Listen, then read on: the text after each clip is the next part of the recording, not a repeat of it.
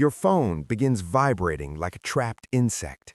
You answer, and the voice on the other side whispers the sentence every leader fears. Something is very wrong. Maybe the servers are down.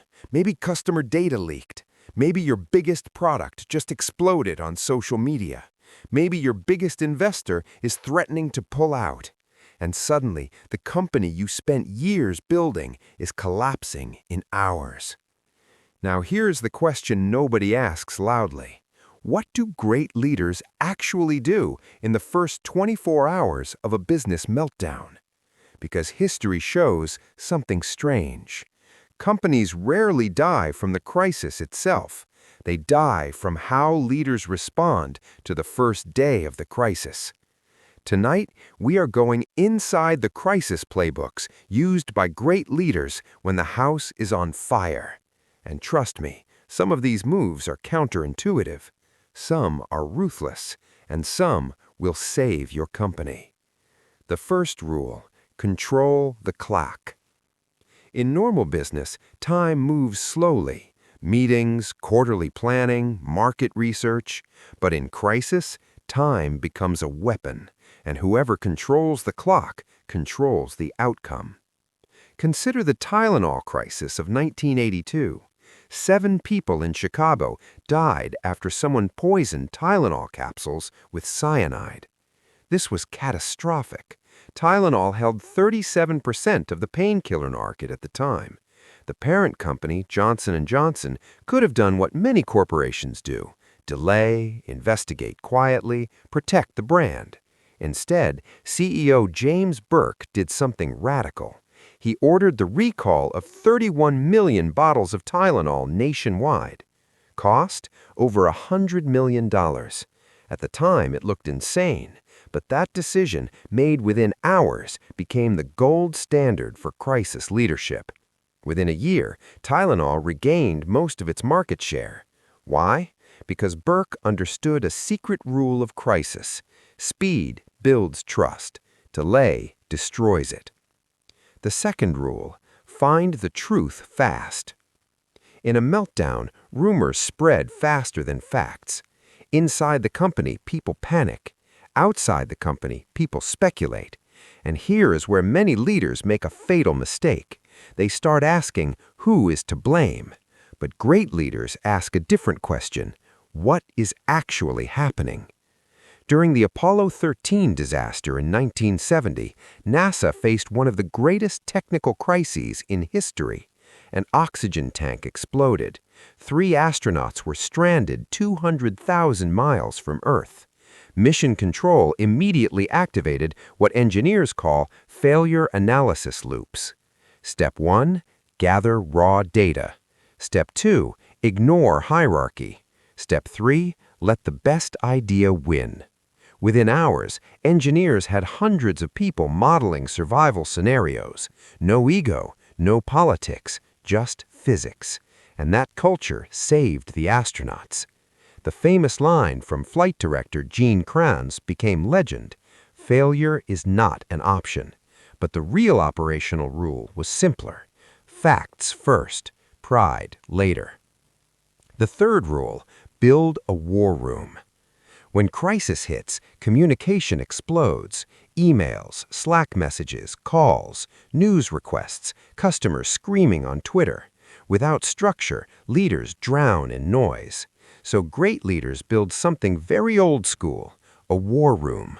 In crisis management, the war room serves 3 purposes: centralize information, coordinate decisions, eliminate confusion. During the 2008 financial crisis, many banks collapsed because leadership teams were fragmented. But firms that survived had something different.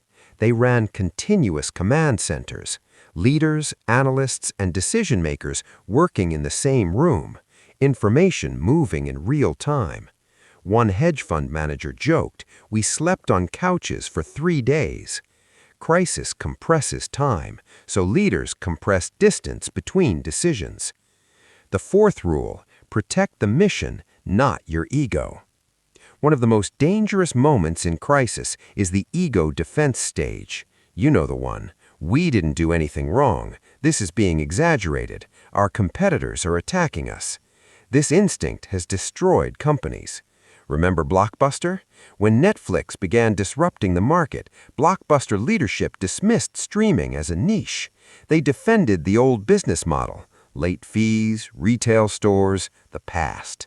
But crisis leadership requires something brutal, the willingness to admit the world changed, we didn't. Great leaders protect the mission, not the old strategy. The fifth rule: communicate before the story writes itself. Here's something terrifying about modern crises. If you don't explain what is happening, the internet will, and it will get creative. Within minutes, speculation spreads. The story becomes conspiracy, negligence, corruption, sometimes all three. So crisis playbooks contain a rule called the golden hour of communication. The first statement doesn't need every answer, but it must contain three things: acknowledgement, responsibility, action.